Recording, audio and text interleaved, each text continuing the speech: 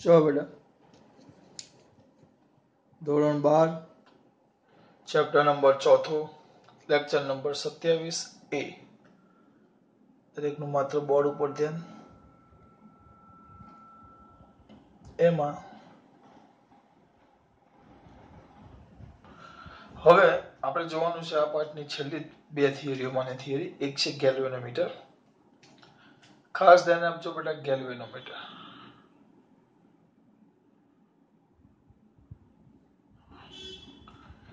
અત્યારે જોશું આપણે ગેલ્વેનોમીટર જે છે એની આપણે જોવાની છે રચના.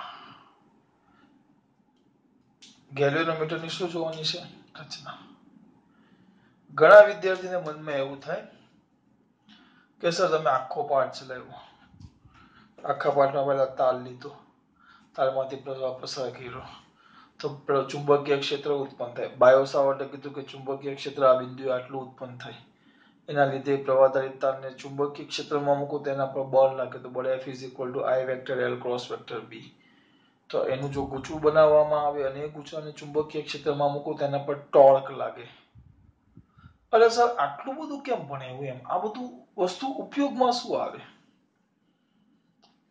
આ બધી વસ્તુ અમને ઉપયોગમાં શું આવે એમ? કેટલું બધું યાર, હદ વગરનું યાર, કોઈ લિમિટ વગરનું ચલાવ્યું. એને કોઈ ઉપયોગ વ્યવહારમાં કોઈ ઉપયોગ કે બસ એમને ગોખાવ ના.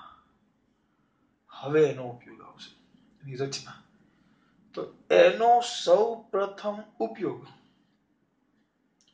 ગેલ્વેનોમીટરમાં આપણે આજે ભણ્યું ને ટોર્ક, આપણે ભણી ગયા કે પ્રવાહધારિત ગૂંચવણને ચુંબકીય ક્ષેત્રમાં મૂકતા એના પર ટોર્ક લાગે, ટોર્ક. તેનો ઉપયોગ શું હવે આપણે જોવાનું છે. તો હું તમને ગેલ્વેનોમીટરની આ જૂની નવી ચોપડીમાં તો એક જ આકૃતિ આપીશ, પણ જૂની ચોપડીમાં બે આકૃતિ આપેલી. એક સાઈડ વ્યૂ છે ને એક ટોપ વ્યૂ છે. there are the two type of view. એક સાઈડ વ્યૂ, આમ સાઈડમાંથી જોવાનું, અને એક ઉપરથી જોવાનું, એને કહેવાય ટોપ વ્યૂ. કેટલા વ્યૂ છે બેટા? બે. કયા બે વ્યૂ? એક સાઈડ વ્યૂ અને ટોપ વ્યૂ.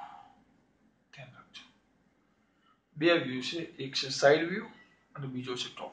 દોરો નો, હા દોરો ભાઈ, થોડીક શાંતિ રાખો ને, ખીજાવા નહીં બેટા મને અહીંયા તમે. સૌથી પહેલા આમ જો, આમ બે, આમ અંતરગોળ, આમ અંતરગોળ, અંદરથી ગોળ. ચલો, એ લોકો જે ટોપ વ્યૂ, એ લોકોની આકૃતિ હશે દોરું છું. આમ ટોપ વ્યૂ, આમ અંતરગોળ, અંદરથી ગોળ, આમ અંતરગોળ બે. આ રીતે ચુંબક લેવાના, કાયમી ચુંબકો.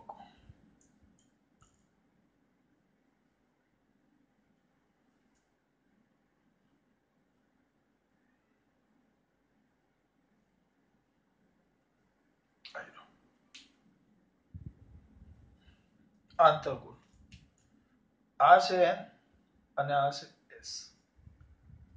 કેટલા છે? બે ચુંબકો છે. કેવા બે ચુંબકો છે? અંતરગોળ. એક બાજુ છે N, બીજી બાજુ છે S. કાયમી ચુંબકો છે, આંતરગોળ છે. હવે આ બે ચુંબકો છે, જે ચુંબકીય ક્ષેત્ર N થી S ઉત્પન્ન થાય. બરાબર? હવે કેવું કરવાનું? આ ચુંબક છે, આ ટોપ વ્યૂ દેખાય છે, તમે આમ ઉપરથી જોવો છો. સાઈડમાંથી જુઓ તો આમ દેખાય બેટા. આમાં નથી આપ્યું, પણ સાઈડ વગર તમને ખબર જ નહીં પડે એવું છે.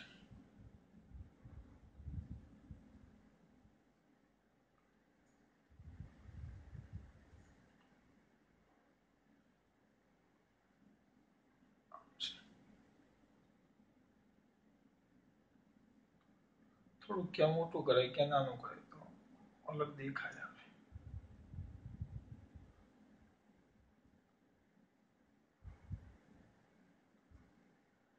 આમ જુઓ ને,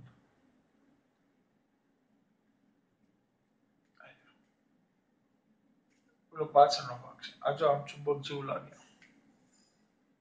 આમ.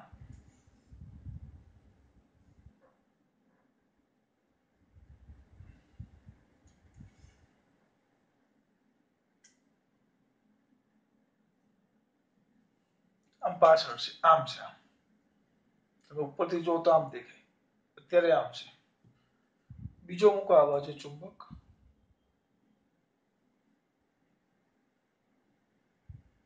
એ આમ છે.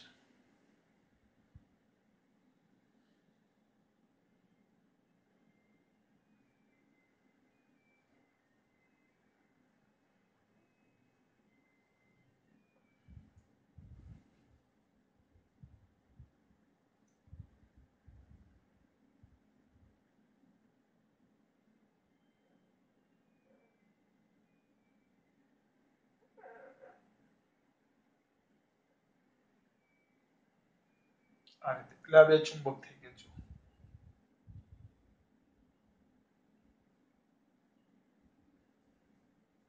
જે ઉપરથી તમને આવા દેખાય એટલે આ થઈ ગયું તમારું N અને S. હું રચના સમજાવું છું, વિધાય વાક્ય રચના પર તમારે જોઈ લેવાનું. ગેલ્વેનોમીટર લીધું મેં, તો ગેલ્વેનોમીટર બનાવવા માટે સૌથી પહેલા બે કાયમી ચુંબકો જોઈએ. બે કાયમી ચુંબકો કયા છે? N અને S. બે કાયમી ચુંબકો આમ અંતર્મુખ છે, અંદરથી વળેલા. જો અંતર્મુખ. બે કાયમી ચુંબકો આમ કેવા છે? અંતર્મુખ છે, આમ અંદરથી વળેલા. આમ જોશો તો આમ તમને આમ નળાકાર જેવા લાગે. આમ હવે એ સમજાવવા માટે કંઈક બુક આવી જાય ને મસ્ત થઈ જાય. જો આમ જોઈ માં દીકરાઓ તો એ કામ છે.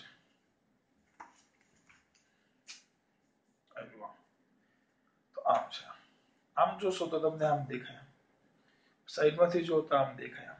આમ એટલે મેં બે વ્યૂ દોરેલા છે. આ સાઈડ વ્યૂ કહેવાય, ટોપ વ્યૂ. એટલે આ રીતે બે ચુંબકો મૂકેલા, એક નહીં બે. આ બે ચુંબકો મૂક્યા. આકાર જો આમ આમ મૂકી દઉં તો આમ નળાકાર જેવું થઈ ગયું, અડધો નળાકાર. નળાકાર અને પાછો આ ચુંબકો. હવે એમાં એક તાંબાની ધરી હોય, તાંબાની ધરી.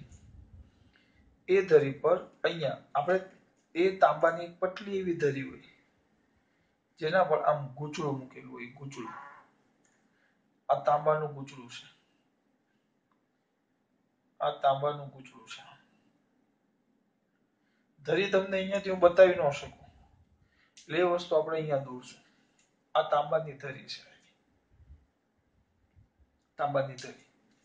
એના પર એક ગૂંચળું હોય, ગૂંચળું આ રીતે.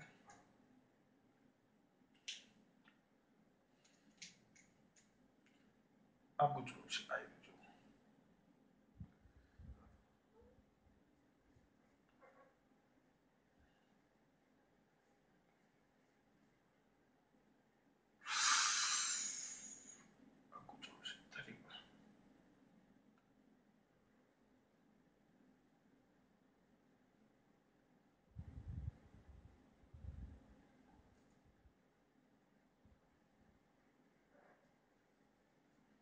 તાંબાની જે ધરી છે એના પર આ રીતે ગૂંચળું મૂકેલું છે.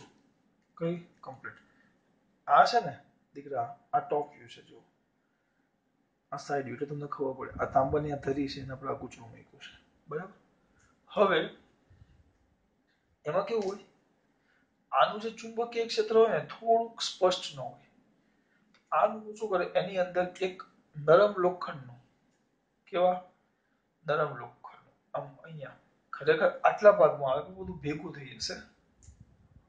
એક કામ કરું છું, થોડુંક આ ઉપર દોરીશ ગૂંચળું.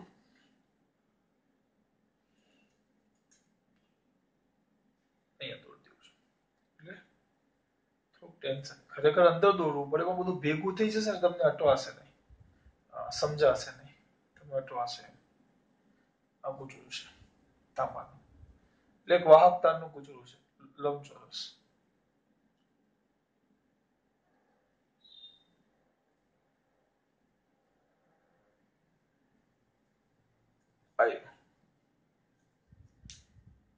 ઓકે.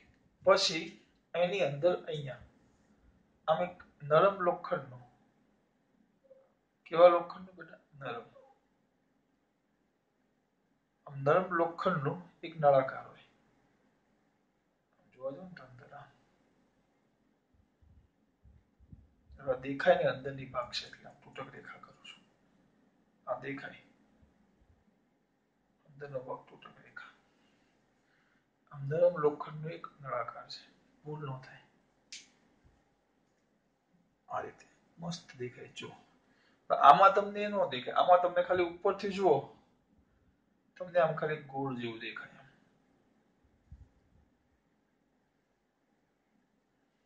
આમ નરમ લોખંડનો નળાકાર છે. આ જૂની ચોકડીની આકૃતિ છે. નવી ચોકડીમાં ખાલી એક જ આકૃતિ આપી છે. જૂની ચોકડીમાં બંને આકૃતિ આવી. હા, તમારે દોરવાની છે આજ, પણ આ સમજૂતી માટે તમને ખબર પડે કે ખરેખર છે શું. બે અંતર્ગોળ અને નળાકાર ચુંબકો છે જે કાયમી ચુંબકીય ક્ષેત્ર ઉત્પન્ન કરે. એની અંદર એક લંબચોરસ આકારનું વાહકતાનું આપણે શું મૂકી દઈશું? ગૂંચળું. કાયમી ચુંબકો જેની અંદર આપણે લંબચોરસ આકારનું વાહકતાનું શું મૂકી દઈશું બેટા? ગૂંચળું. હવે એ ગૂંચળું મૂકો અને એ એક તાંબાનો એક તાર છે આખો, એના પર આ ગોઠવાયેલું છે. જોજો હવે કેવું હોય, હું આખું સમજાવીશ બેટા. હવે કેવું હોય, એની વચ્ચે આ નરમ લોખંડનું, ધ્યાન રાખજો, આ જ મેન છે, આ નરમ લોખંડનો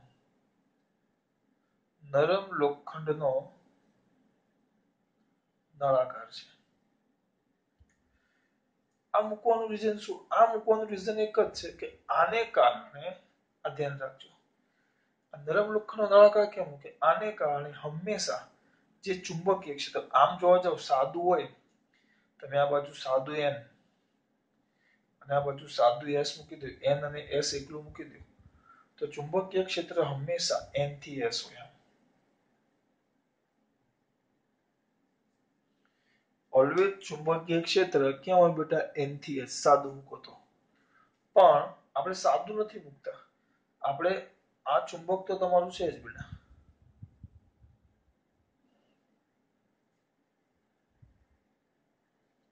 ને એની અંદર આમ ગોળ છે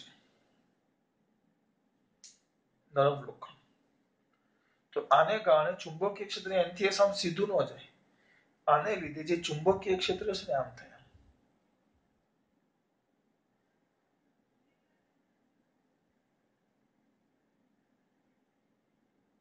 આમ ત્રિજ્યાવર્તી.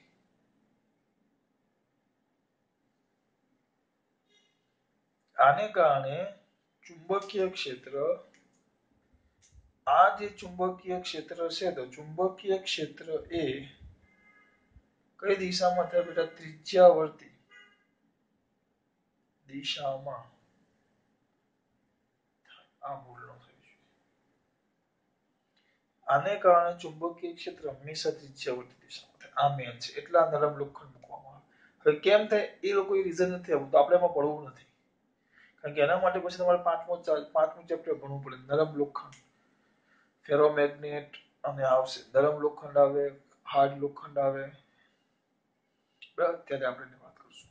અત્યારે યાદ રાખો કે સાદું ખાલી બે ચુંબકો મૂક્યા તો સીધું આમ જ ચુંબકીય ક્ષેત્ર, પણ આવા બે ચુંબકો વચ્ચે નરમ લોખંડનો નળાકાર મૂક્યો છે, એને કારણે ચુંબકીય ક્ષેત્ર ત્રિજ્યાવર્તી દિશામાં, જેને કારણે આજે આપણો ક્ષેત્રફળ દિશા, આજે આપણે ગૂંચળું મૂક્યું લંબચોરસ, કોઈ પણ આકારનું, પણ આપણે લંબચોરસ છે, તો એ ગૂંચળું મૂક્યું, તો એ ગૂંચળું અને આ ચુંબકીય ક્ષેત્ર હંમેશા રાખજો, ગૂંચળું છે, આ ગૂંચળું છે, લંબચોરસ ગૂંચળું, આ છે નળાકાર ચુંબક.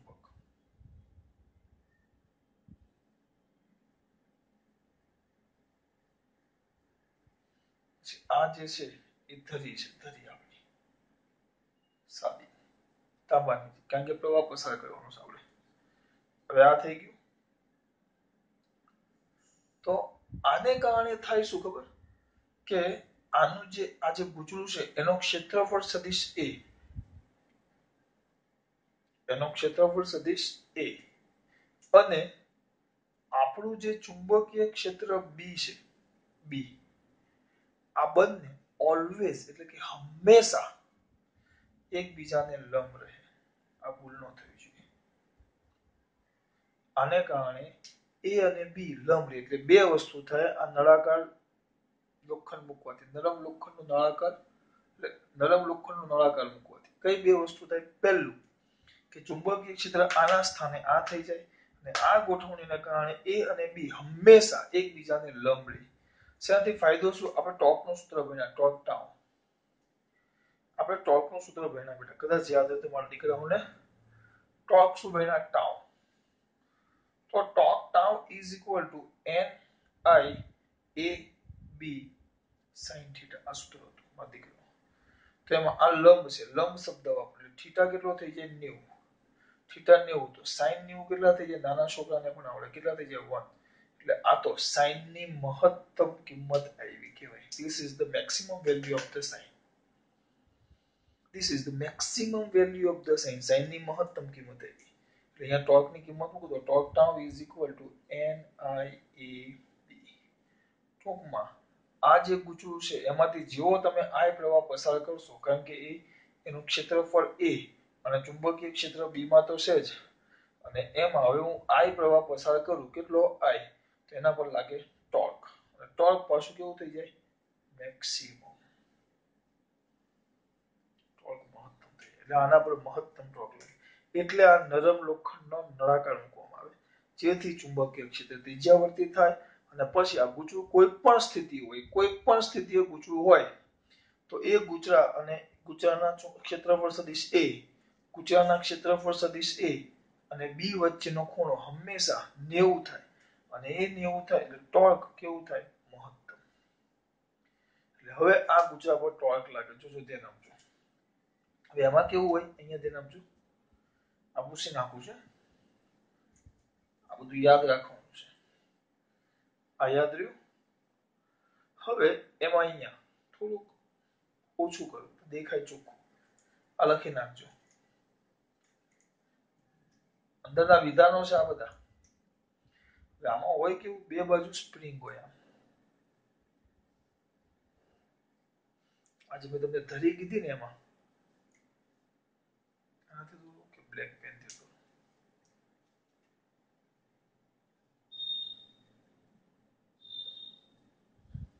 આમ સ્પ્રિંગ, ખબર નાના છોકરામાં ચાવી ભરે એવી આમાં સ્પ્રિંગ છે, જલેબી જેવી. જલેબી ન ગમતી હોય, સોરી, ન ગમતી હોય, ટેન્શન નહીં લેવાનું. જલેબી જેવી સ્પ્રિંગ છે.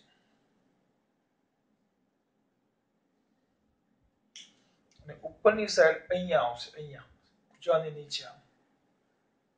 એક મિનિટ કહું,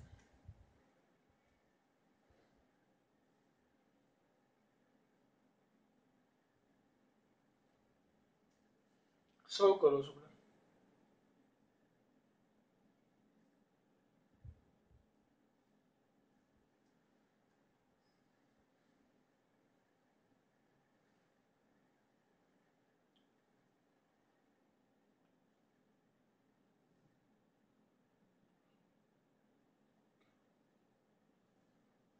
અને બીજું સ્પ્રિંગ અહીંયા હોય. સર તમે શું કર્યું, થોડું ગોઠવો બેટા. બે સ્પ્રિંગ હોય, પછી આ બે સ્પ્રિંગ હોય ને એને બેટરી સાથે જોડી દો, પ્રવાહ પસાર. પણ એનું આપણે કંઈ કામ નથી. આ બે સ્પ્રિંગો છે, કમાન આકાર સ્પ્રિંગો. સ્પ્રિંગો ખાલી નથી, આ બે કમાન આકાર સ્પ્રિંગો છે.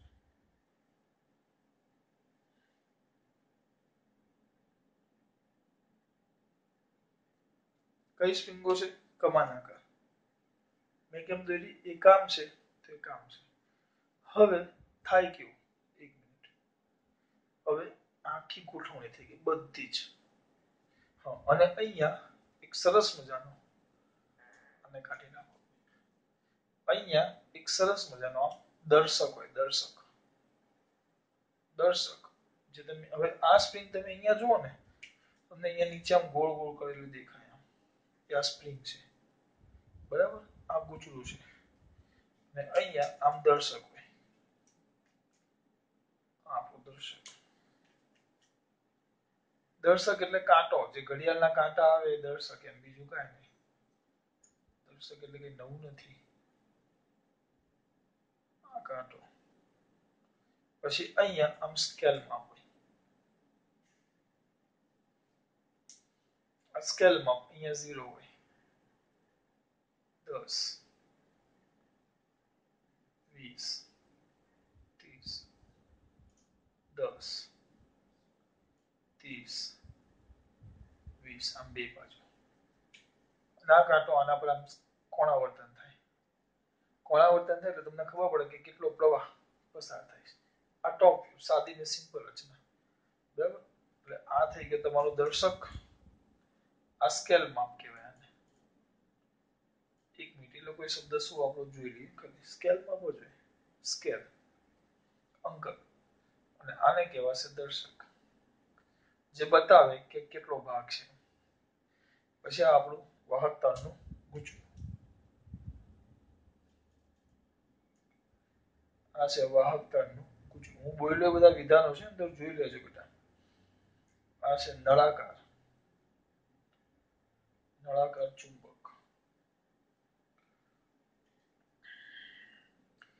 સ્કેલ. પછી આ જે સ્પ્રિંગ છે એને કહેવાય કમાન આકાર સ્પ્રિંગ.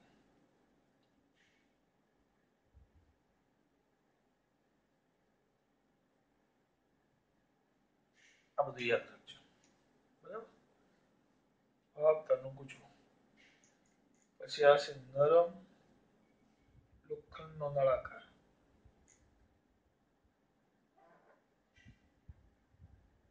આ થઈ ગયું. પણ આ ગોઠવણીમાં થશે શું સર? આમાં ગેલ્વેનોમીટર કામ કેવી રીતે કરે? હવે જો સમજો.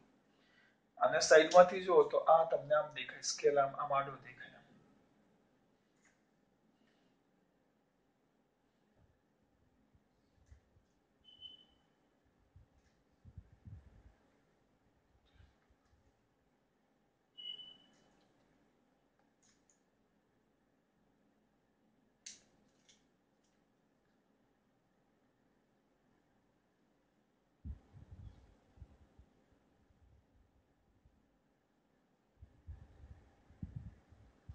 સાઈડમાં જુઓ એટલે આ સ્કેલ અહીંયા ફરે એટલે એના પરથી અંદાજ આવે. એટલે આ 2D માં દોર્યું છે ને આ 3D માં દોર્યું છે. આ સાઈડ ટોપ વ્યૂ છે, ખાલી આટલું દેખાય છે. સાઈડ વ્યૂ તમને કમ્પ્લીટ આમ કાંટો આમ છે પણ મેસેજ આમ દોર્યો છે આમ. ખબર પડી બેટા? આ બે આકૃતિ જ મેન છે. હવે જુઓ સિમ્પલ રચના આ તમે જુઓ થઈ ગયો. હવે કામ કેવી રીતે કરે એના માટે દાંડિયા જેવું જોશે. અરે ઓ દાંડિયો ક્યાંથી લાવશું, દાંડિયો ક્યાંથી લાવશું. જો આને ધરી બને થોડુંક નામ આ ધરી છે, મારો હાથ આમ છે. જો આ ભાગ છે અંદર, બીજું બધું જોવા દે. આ ધરી, આ મારો હાથ છે ને એ નીચે કમાન આકાર સ્પ્રિંગ છે અને આ જે હાથ છે એ મારો ઉપરનો કમાન આકાર સ્પ્રિંગ છે. અહીંયા ગુચડું છે. મારી પાસે એટલા બધા હાથ નથી. એક કામ કરીએ, એક જ મિનિટ આપો. વંશ ચાલ તો ઉપર તો બડા કામ વંશ નું. ચલો હજી ના આવ્યો નહીં તિથિ.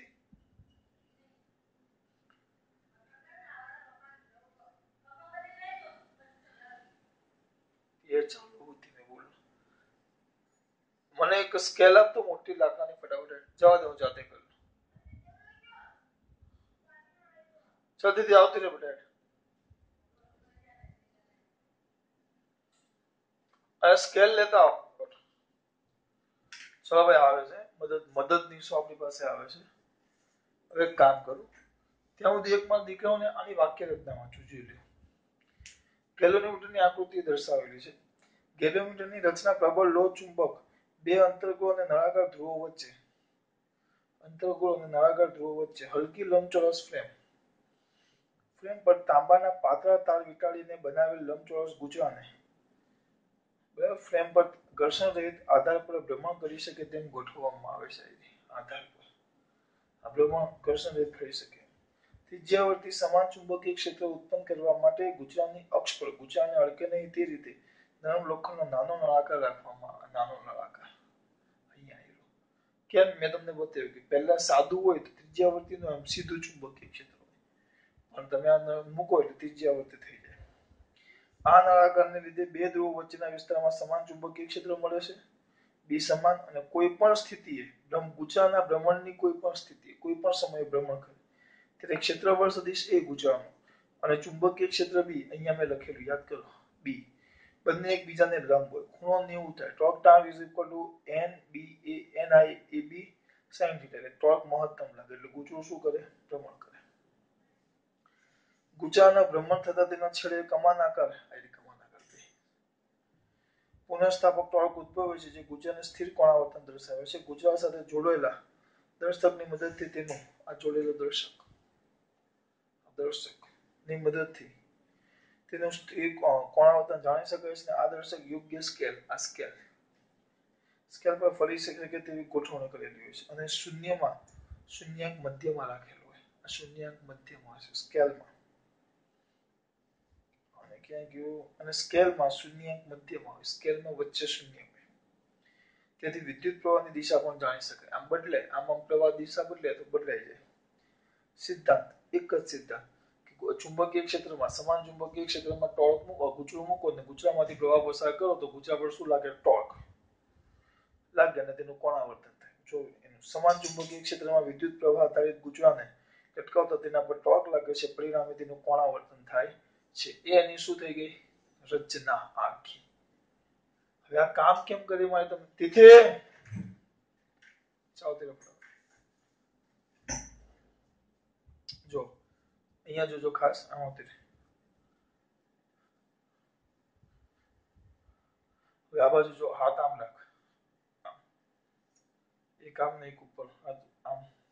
બસ હવે જો આ ધરી છે સીધું કરી, આ ધરી છે વંશ નાયા વગરનો છે એટલે નથી એવું, બરાબર. આ ધરી છે, આ બે કમાન આકાર સ્પ્રિંગ છે, આ બે કમાન આકાર સ્પ્રિંગ છે. હવે એના પર આપણે હાથ નીચે રાખો, બસ એટલું બધું નહીં, આમ હાથ ખાલી પકડવાનું છૂટું. હવે આ મેં ગૂંચવું મૂક્યું ઉપર આવ્યું, આ ગૂંચડું અને એમાં આ રીતે મેં ઉપર ગૂંચડું અને એમાં દર્શક છે જો તમને દેખાય. આમાં હું પ્રવાહ પસાર કરું, જોજો ખાસ આમ રાખજે પકડાને. બાકી બધું તો ખબર પડી ગઈ ને, રચના તો ખબર પડી ગઈ. આમાં હું પ્રવાહ પસાર કરું, જોજો ખાસ. જો પ્રવાહ પસાર કરું તો આપણે ભણી ગયા સિદ્ધાંત જ હતો કે સમાન ચુંબકીય ક્ષેત્રમાં રાખેલા ગુચડા પર પ્રવાહ પસાર કરતા ગુચડામાંથી ગુચડા પર ટોર્ક લાગે અને ગુચડાનું કોણાવર્તન થાય. એટલે આના પકડ, આમ ફીટ પકડ, આ ઝીલું અહીંયાથી ફીટ, અહીંયાથી નહીં. હવે કોણાવર્તન થાય, જોજો આ 0 છે, આ કમ્પ્લીટ 0 છે, એવું થયું. જો કોણાવર્તન થાય એટલે આ કોણાવર્તન થશે તો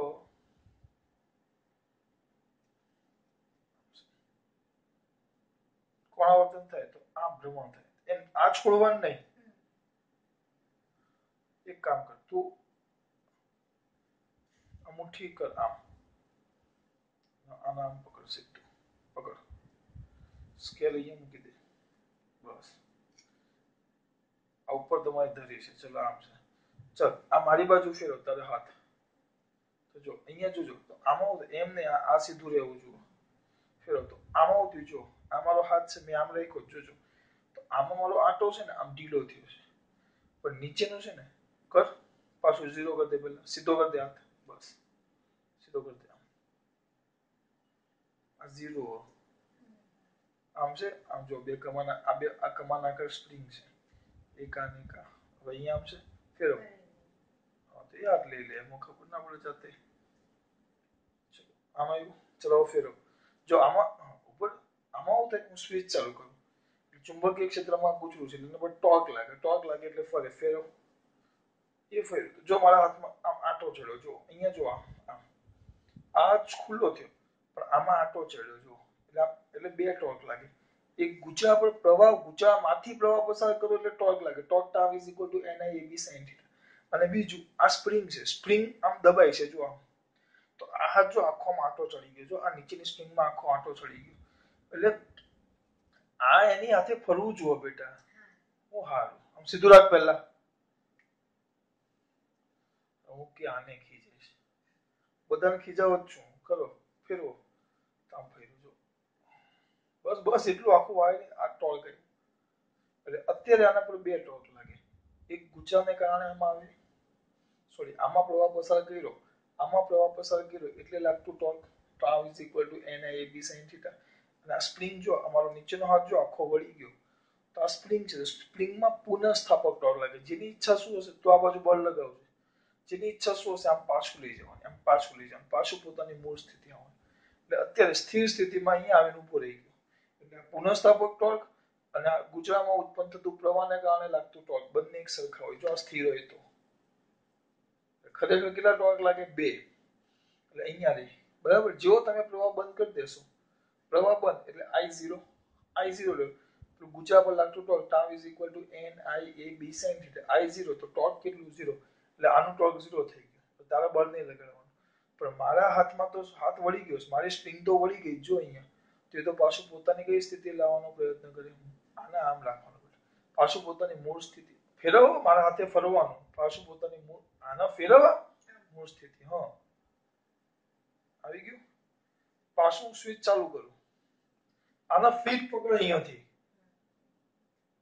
પાછું ચાલુ કરું જોજે આ આમ આમ આમ આમ ફરવું જો ખબર પડી અહીંયાથી ફરવું ના જો અહીંયાથી ના હાલવું જો જોજો સ્વિચ ચાલુ કરું તો શું થશે બેટા આના પર શું લાગશે ટોર્ક ફેરવ આટા ચડ્યા અત્યારે સ્થિર છે એનો મતલબ શું થયો અત્યારે સ્થિર છે એનો મતલબ આના પર લાગતું આ ગુજરામાંથી પ્રવાહને કારણે લાગતું ટોર્ક અને આ સ્પ્રિંગ પુનઃસ્થાપક ટોર્ક લગાડે છે પણ બે એક સરખા છે એટલે આ સ્થાયી સંતુલનમાં છે એમ કે બે ટોર્ક લાગે આ ગુજરામાં પ્રવાહને કારણે લાગતું ટોર્ક અને અહીંયા બે સ્વિચ બંધ કરું તરત શું થશે I0 એટલે torque tau is equal two NIAB sin θ એટલે ટોર્ક 0 એટલે આનું ટોર્ક 0 હવે તેથી બળ લગાડતી નથી તો કાંટો અહીંયા ને અહીંયા ન રહે પણ મારે તો હાથ વળી જ ગયો જો આખો એટલે આ સ્પ્રિંગ છે એ તો પાછી મૂળ સ્થિતિ આવવાનો પ્રયત્ન કરે તો મૂળ સ્થિતિએ તો આવી ગયું મૂળ સ્થિતિ પાછું 0 પર આવી ગયું હવે પ્રવાહની દિશા બદલી નાખીએ આપણે